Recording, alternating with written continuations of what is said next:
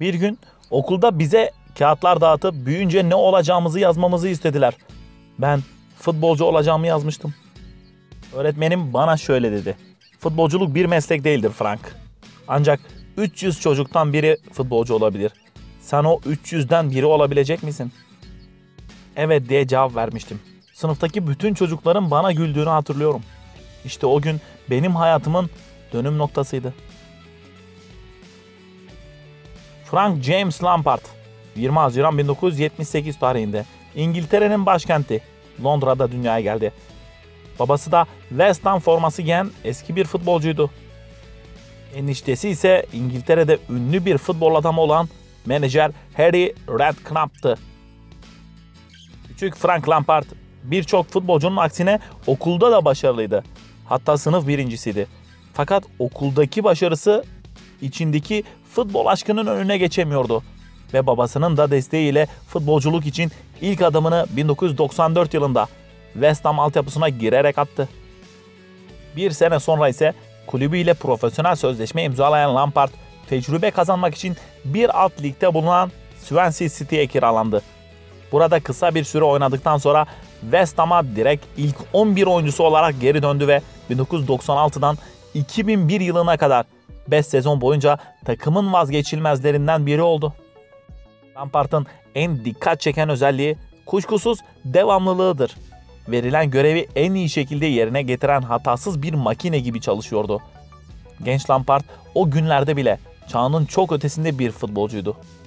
Oyunun her iki yönünü çok iyi oynayabiliyordu. Belki hiçbir şeyi mükemmel yapamıyordu ama her şeyi yapabiliyordu.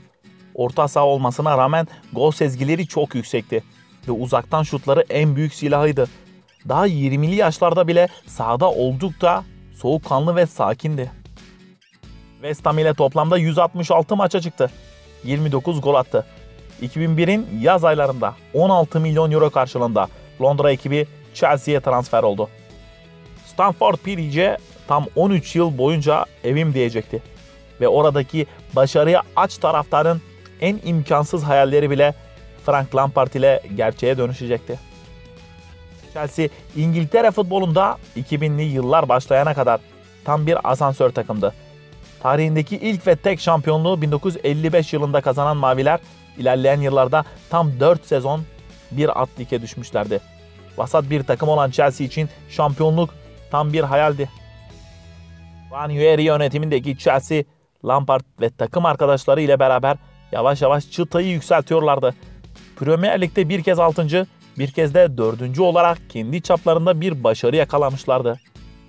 Chelsea için dönüm noktası hiç şüphesiz ki Rus iş adamı Roman Abramovich'in 2003 yılında takımı satın almasıydı. Hemen işe koyulan Rus milyarder transfer operasyonu yapıp Crespo, Veron, Makalele gibi oyuncuları takıma kattı.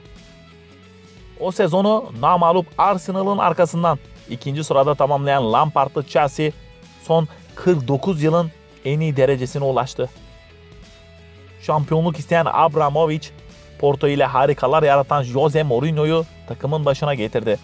Yeni sezonda Drogba, Petrucci ve Robben gibi başarıya aç futbolcuları transfer ederek takımı daha da güçlendirdiler. Yapılan onca transferlere rağmen Lampard bırakın yerini kaybetmeyi, her geçen gün performansıyla yerini sağlamlaştırıyordu. Kaya gibi sağlam olması, çok az sakatlanması ve liderliğiyle Mourinho'nun vazgeçilmezi olmuştu. Sezon boyunca 52 maçta ürettiği 13 gol, 16 asist ve 50 yıl aradan sonra gelen şampiyonluğun başrol oyuncusuydu. İngiltere'de yılın futbolcusu ödülünü kazandı. Ertesi yıl Chelsea Premier Lig'de egemenliğini sürdürdü ve Manchester United'ın 8 puan önünde üst üste ikinci şampiyonluğunu kazandı. Frank Lampard ise bu performansın ardından sözleşmesini yenileyerek dünyanın en çok kazanan futbolcusu olmuştu. Devam eden süreçte Mourinho'nun takımdan ayrılmasıyla istikrar bozulmuştu. Sonraki 6 sezonda 6 farklı teknik adamla çalışan Chelsea'de transferler bitmiyordu. Ama ne olursa olsun değişmeyen tek şey Frank Lampard'tı. Her formasyona uyumlu olan Lampard her zaman ilk 11'de yer alıyordu.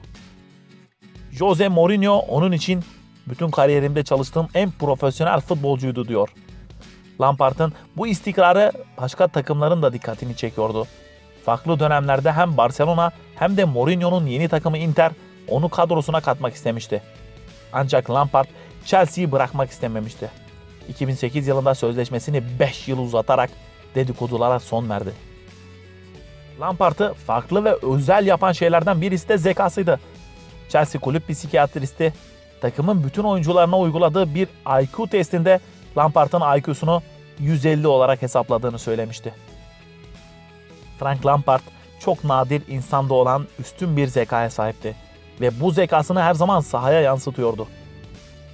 Lampard kariyerindeki 3. ve son Premier Lig şampiyonluğunu Ancelotti döneminde 2009-2010 sezonunda kazandı. O sezon ligde attığı 22 golle kariyer rekorunu da kırmıştı. Aradan yıllar geçmiş, artık 30'unu da devirmişti. Ancak performansı düşmek yerine her yıl daha da artıyordu. Yaşına rağmen her sezon 50 maç oynuyor, bitmek tükenmek nedir bilmiyordu. Premier Lig'de istediğini alan Chelsea artık gözünü Şampiyonlar Ligi'ne dikmişti. 2011-2012 sezonunda uzay takımı Barcelona ile eşleşen Mavilerin şansı azdı. Ama evinde 1-0 kazanan Chelsea deplasmanda 10 kişi kalmasına rağmen 2-2 beraberlikle tur atlıyordu. Bayern Münih ile unutulmaz bir final maçına çıkan Lampard ve takım arkadaşları Robben'in uzatmalarda penaltı kaçırdığı maçta 120 dakikayı 1-1 bitiriyordu. Seri penaltı atışları sonucunda Chelsea müzesinde eksik olan son kupayı da kazanıyordu. Frank Lampard Chelsea ile son büyük kupasını da bir sonraki yıl Avrupa Ligi'ni kazanarak alıyordu. Artık 35 yaşındaydı. Daha az süre alıyordu ama ne zaman önemli bir maça çıksalar kendini ilk 11'de buluyordu. Lampard futbol efsanesi olduğu Chelsea'yi de bırakmak istemiyordu. Ama kulüp ona istediği teklifi sunmamıştı. Lampard ise hala oynayabilecekken enerjisi olduğunu savunuyordu. Ama Chelsea ona bu fırsatı vermedi. City Futbol Grup'tan MLS Ligi takımı New York City ile sözleşme imzaladı ve hemen ardından tüm İngiltere'yi şoke eden bir transferle City grubun İngiltere şubesi Manchester City'ye kiralandı. Frank Lampard Chelsea yönetimine hala oynayabileceğini söylemişti ama aldığı cevap yapamazsın olduğundan onlara haksız çıkarmak istemişti. Tıpkı 30 yıl önce küçük bir çocukken yaptığı gibi. Sezonun ikinci maçında Chelsea karşısında bitimi 13 dakika kala oyuna girdi ve golünü attı. El Etihad stadındaki Chelsea taraftarı ona kızmıyordu.